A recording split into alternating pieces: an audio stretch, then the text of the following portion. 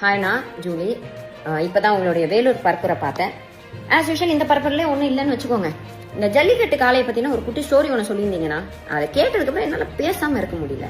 விஜய் அவர்களுடைய வேலூர் பரப்புரைக்கு கண்டனம் தெரிவித்து பிக் பாஸ் ஜூலி வெளியிட்ட இந்த காணொளி இணையத்துல வைரல் ஆகிட்டு இருக்குது. ஜல்லிக்கட்டு காலை பத்தி நீங்க சொன்ன குட்டி ஸ்டோரியை கேட்டுட்டு உங்களுடைய தொண்டர்கள் எல்லாம் காளைகட்ட போய் புல்லுக்கட்டை காட்டி 50-500 ஆக்கிடாதீங்கன்னு கரூர் சம்பவத்தை தொடர்பு படுத்தி பேசி இருக்கிறாங்க. நாங்க ரொம்ப கஷ்டப்பட்டு ஜல்லிக்கட்டு போராட்டம் செஞ்சு பர்மிஷன் வாங்கி இருக்கிறோம். இன்னைக்கு ரொம்ப கரெக்டாவும் நடந்துகிட்டு இருக்குது ஜல்லிக்கட்டு.